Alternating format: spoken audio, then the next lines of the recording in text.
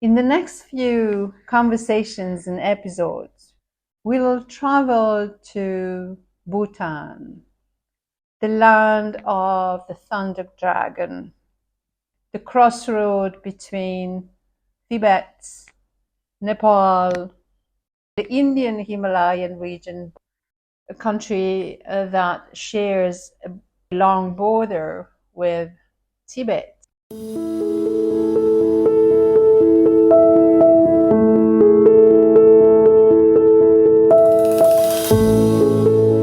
Welcome to Dhamma on the Sidewalk, insights, interviews, and practical tips on the teachings of the Buddha for people of all walks of life, attuning, exploring, integrating the teachings in everyday life. Simple Dhamma for daily life. I'm Asoka, hosting Dhamma Capsule for people like you.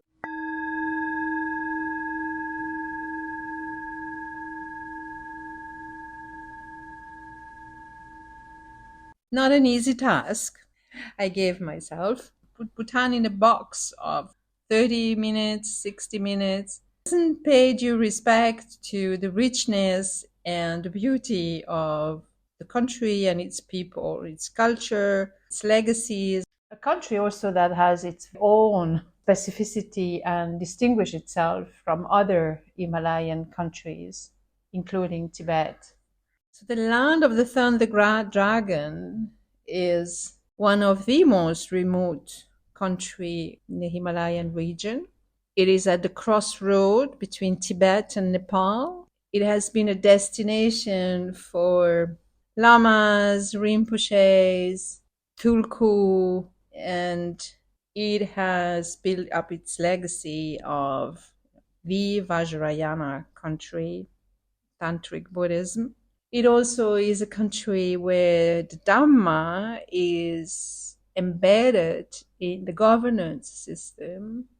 It is lived in everyday life, not just through devotion and walking around a stupa doing circumambulation or prostrations. It just is the way of thinking. Everything manifests Dhamma. The mindset of people is connected with the Dhamma. It really expresses the Dhamma, the way people think, the way people act. From the hospitality to the dress code, to the number of monasteries and nunneries scattered around the countries and the peaks, to the number of people doing retreats. And as I said, to really, the Dhamma also is in its everyday expression. So Dhamma with a small d, the Dhamma that is related to the phenomena of everyday life. So Dhamma on the sidewalk, simple Dhamma for everyday life.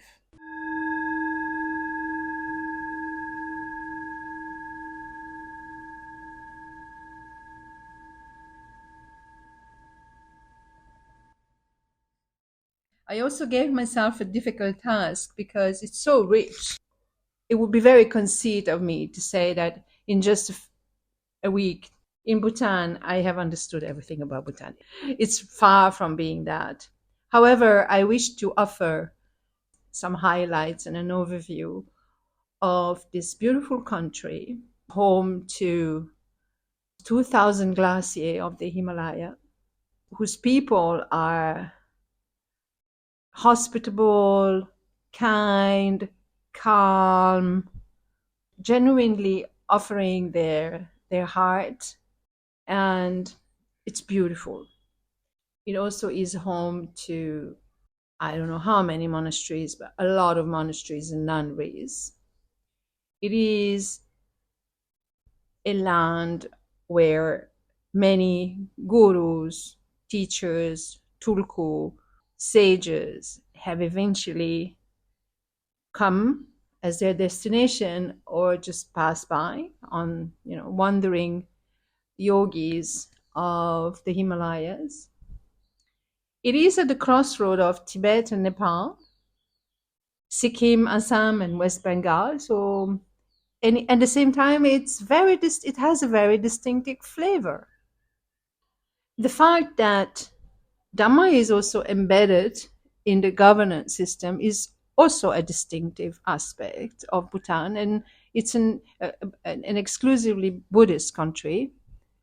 It also has made steps, one step at a time, to open up to modernization, lifestyle with bars and DJs, and it's not just all silent and meditation. It has its own flavor. It's the least populated country of that part of the Himalayas. And my attempts here are really to just give an overview. I have no intention to give an in-depth presentation of Bhutan. It would be very conceit of me to do that. So the next few conversations, the next few episodes are entirely dedicated on Bhutan. First, there's a conversation with a very nice young Savi monastic who is a teacher at the Dhamma school, so at the Dhamma Institute. So he teaches monastics. He has completed 9 years of his own training, his own personal retreat of 3 years, as well as has been teaching already for a few years. It's a very young and dynamic monastic. We had an interesting, informal, insightful, long conversation in a cafe, street side cafe in Thimphu. And with him, we browsed through a number of topics. It's mainly an overview, what's happening in Bhutan with monasteries, how the monasteries are run, try a bit of his personal journey as well. What it is to be a teacher, Dhamma teacher, what is the reality in Bhutan in terms of the practice of Dhamma and the training that the monastics undergo as part of their life plan. Then we'll have a short part where we discuss, and he pinpoints some of the issues that may be arising today. So one step at a time, modern Bhutan is changing gear, connected to the modern world, while remaining deeply connected to its traditions. There are changes in the evolution of and practice of Dhamma in Bhutan. And there's a part where touching base on some of my own personal journey as well in the Dhamma.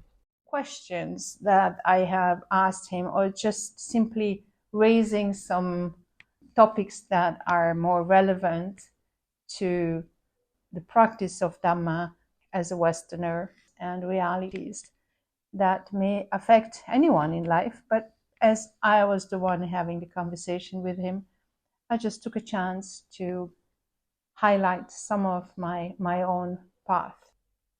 This conversation with him has been cut into 2 pieces because of the different topics that are being presented.